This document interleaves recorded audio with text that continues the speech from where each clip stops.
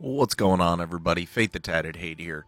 Today we're doing something on the channel that we don't do that often, which is a tutorial for Valheim here. Not really a tutorial, more of a tip, trick kind of thing. Today we are looking at the various arrow types in the game to see which ones are the best for each stage in the game. I don't do these that often because, quite frankly, there's other people out there who are better for tutorials, stuff like that, who usually play games way more than I do. But at the moment, with this game being so new, I'm definitely in the upper level of people who are playing this game. I have over 135 hours in the game in a little over 2 weeks. We are known now for having the largest Viking longhouse in any server in the game, and we have put a lot of time and a lot of effort into playing this game. And from what I've seen, there's a lot of misinformation out there in terms of suggestions, which weapon types to use, which arrows to use, etc. So what I wanted to do today is break into the various different arrow types in the game when they're available, and which ones are best to use, because a lot of them have pretty straightforward stats, and then a lot of them have pretty, interesting effects, etc. But they all have different costs as well. Some of them are very high, especially for the stage of the game that you unlock them, and some of them just don't make any sense to use. So, without further ado, let's dive right into it. If you guys like the video, make sure you guys like and subscribe. But yeah, let's get into it. So the first arrows you're going to get in the game are the wood arrows. They require 8 wood, are pretty basic. They do damage to early game enemies pretty well. That's about it. Nothing really special to talk about here. For where you are in the game, they suffice. They're great. Now, shortly after the wood arrows, you're going to be able to get the fire arrows, which do 11 pierce damage and 22 fire damage, which is really useful against the Elder and the Grey Dwarfs in the area. Other than that, they're not useful on really much else. So they're pretty cheap. Go ahead and use them, but don't rely on them in late game. The flint head arrows are going to be your best friend for a while. 27 pierce damage, which is better than the wood arrows. Easy to use, easy to find stuff for them. Flint arrows are really cheap and pretty effective. They're probably going to be the best arrows you use for quite some time in this game.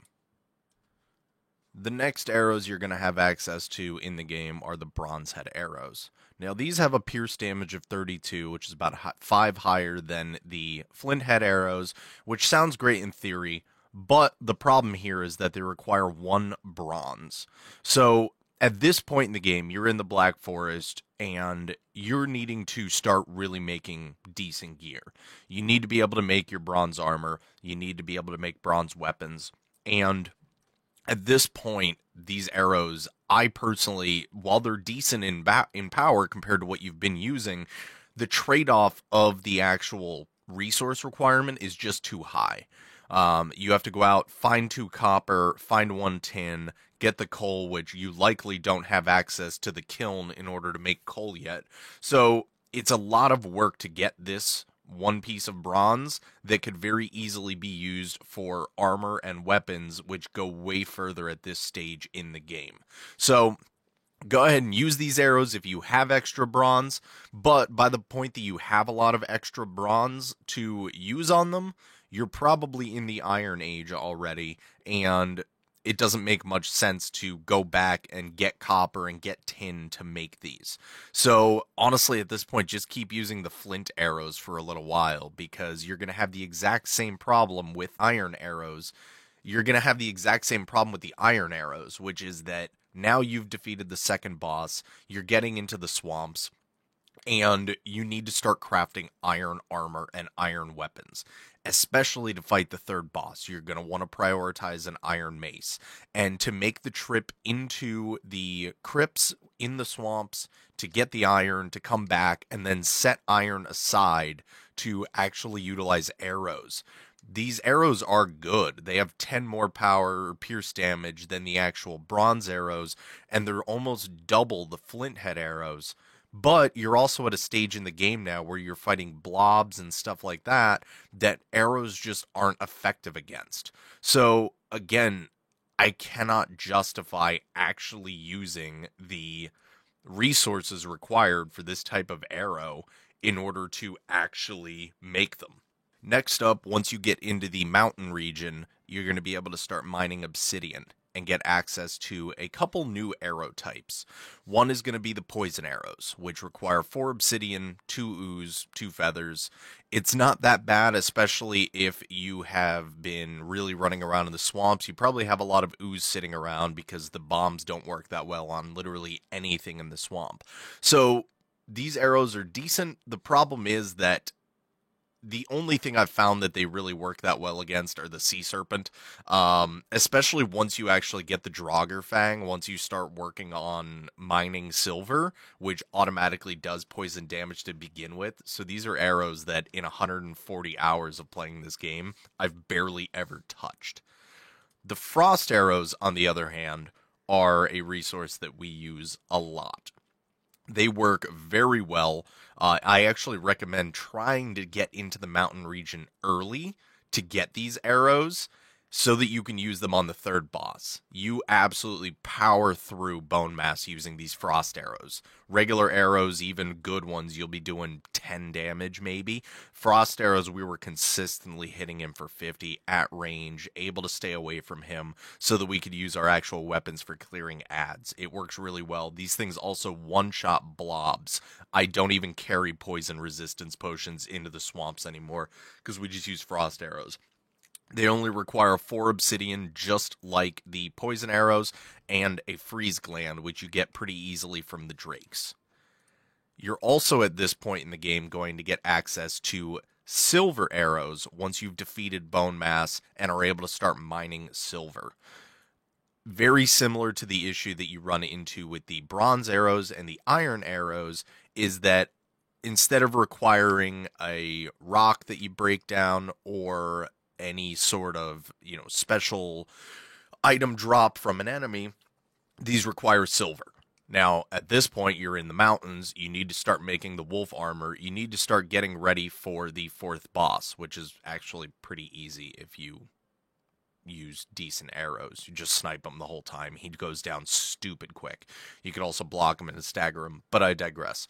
When you're at this stage in the game, the fact that this thing does 52 pierce damage and 20 spirit damage isn't really that big of a deal. The actual pierce damage is solid, but you're not fighting that many undead enemies. You're not going up against Draugrs, you're not going up against skeletons, anything like that.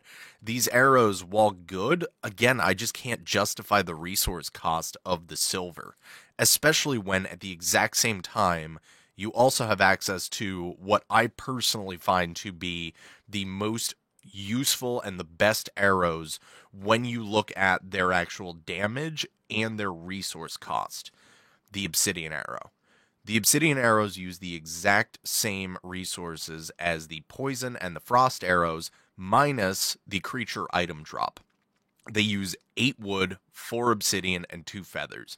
And once you're in the mountains, the obsidian deposits are everywhere. And when you break them, you get anywhere from 6 to 7, sometimes even 8 pieces of obsidian from one rock, which takes like 3 hits from an iron pickaxe to break, sometimes 2. These arrows are super cheap and have the exact same pierce damage as the silver arrows without requiring anything to be smelted down, burning through your coal, taking the place of ingots that could be used to make valuable armor and weapons. So once you get to the point where you start mining obsidian, immediately switch over to these obsidian arrows and don't look back. The last and most powerful arrow in the game is going to be the needle arrows.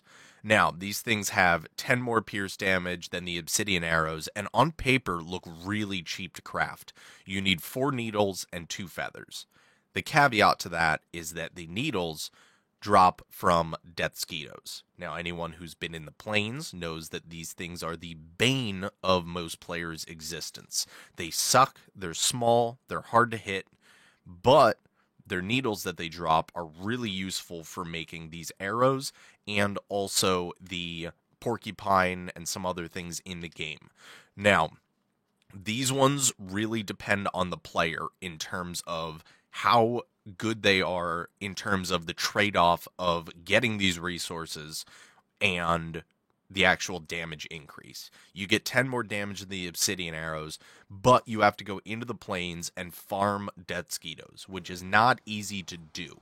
Unless you have some really good shots that are behind you that you can do in order to try and snipe them before they start coming at you. These things are very difficult to farm. But if you are really good with the bow and you are really able to hit them from a distance before pulling aggro on them, you could farm these guys pretty well. And for me personally, these are my favorite arrows in the game. We're able to go through into the plains, hit these guys at a range pretty easily, collect their needles, and make these arrows. And they do a ton of damage, especially when you fire them out of the Draugr Fang when you have it upgraded, because you do a lot of damage and a lot of poison damage as a result. So there you have it. Best arrows in the game, ranked more or less, and rated based off of their damage and the actual resources being taken into account that needs to be used to make them. Early game, your best friend is going to be the flint head arrows, and I personally recommend just sucking it up and using them to carry you all the way through until you're in the mountains. Especially because you're going to have some other weapons like the iron mace that works way better than most other arrows in the game when you're in the swamps. It just doesn't make sense for me personally to use the arrows that require ore in order to make them. Once you're late game, though, just use the obsidian arrows. They're super cheap and they hit like a truck. And if you're good at farming death skeetos, then go for it, because those arrows are absolutely nutty. And then the silver arrows, the spirit damage is nice, but you also have access to the silver sword and stuff like that, which also does spirit damage. So it pretty much one-shots anything that you would need to use them on anyway. So really, obsidian arrows personally are probably the most useful arrow for pretty much any player in the game because of the resource cost and the actual damage output, followed by the needle, which is more of a niche one depending on whether or not you're good at hunting the little bastards. Then after that, I would honestly just keep using the flint head arrows until you get to obsidian. So if you have any questions, feel free to post them down in the comments. Again, feel free to like and thumbs up and subscribe if you like this. I'll try and do some more of these, especially because with this game being so new, there's not a lot of information and tutorials out there. And at least not ones that I feel look at more than just the damage number. I saw one the other day that said that the silver arrows are the best arrows in the game. I'm like, how? No, they're not. Like, not even close. They require too much resources. They're the exact same damage minus the spirit as the obsidian arrows. And the needle arrows are better. So, like, how you getting that? So, yeah, stay tuned, guys. I'll do some more of this stuff as it becomes necessary. Appreciate you guys tuning in, and thank you for your time. Have a great rest of your day.